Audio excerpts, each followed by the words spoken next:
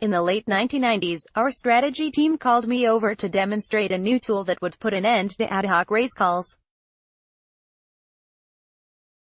It basically ran thousands of simulated races and came up with the most likely outcome for the race. But the best bit was the user interface, the race trace.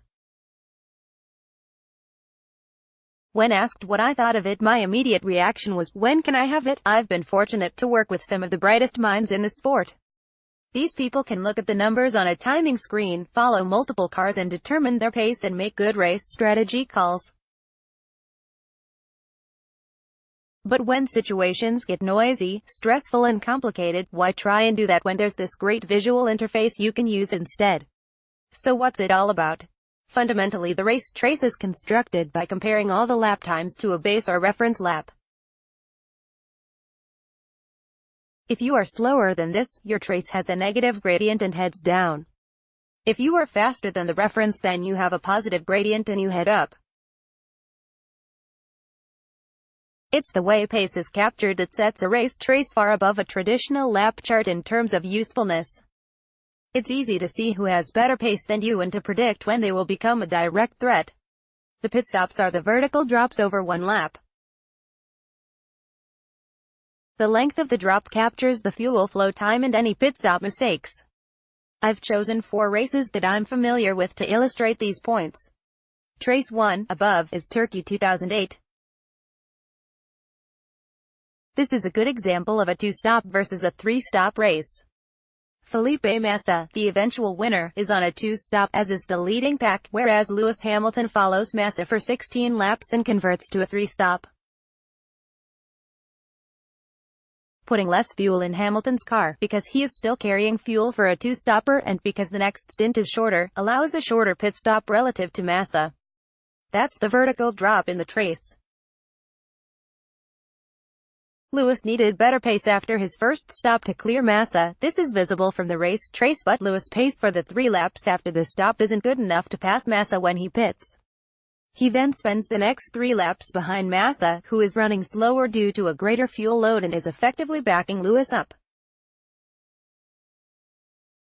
Then Hamilton passes Massa and pulls away. This is clear from the difference in the gradient of the 2 traces. After Hamilton's second stop, he falls behind Kimi Räikkönen and can't run at a 3-stop pace. So, although he comes out ahead of Kimi after his 3rd stop due to the shorter fuel flow time, the McLaren is behind Massa. Lewis needed better pace after his first stop to clear Massa rather than get held up, and this would have enabled him to come out ahead of Kimi. Those 6 laps cost him the race win. This is visible from the race trace. Trace 2, above, is the 2001 United States GP at Indianapolis. I remember this race well because I had stepped into race engineer Mika Häkkinen for 2 races, Indy and Suzuka. It had been a difficult weekend, with an engine failure at the beginning of first practice followed by a crash in the warm-up and losing our front row grid position due to a pit exit light infringement.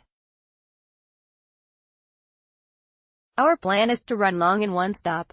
I tell Mika to bide his time and look after the rear tires. As we go to the grid, I'm really not sure whether we have enough tire life to one-stop the race. Rubens Barrichello, Ferrari, is on a 2-stop and tears away on a light fuel load. But it isn't enough. Mika's mid-race pace is outstanding, setting his fastest lap just prior to pitting.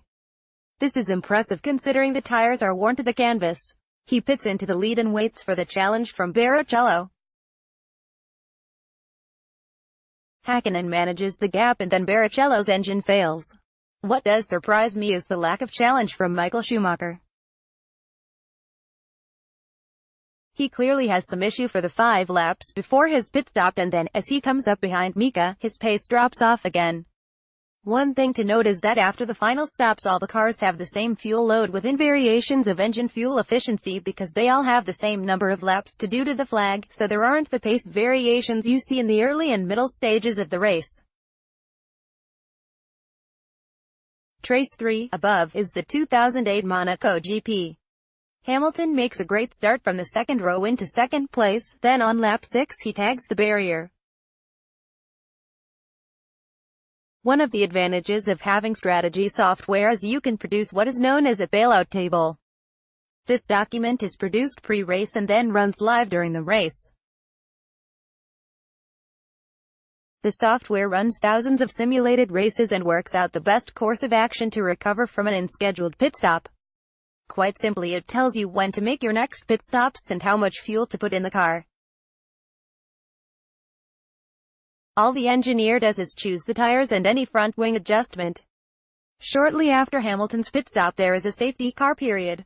The race trace has no value at this point, so the traces are converged or, as in this example, missing. After the safety car, the gradient of the traces starts to flatten out, less negative, and then becomes positive.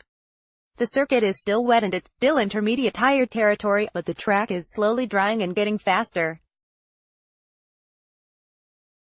People can be seen stopping for fresh inters, but Lewis is better positioned because his tires, having run longer, are worn and better suited to the fast drying conditions, so his pace is excellent.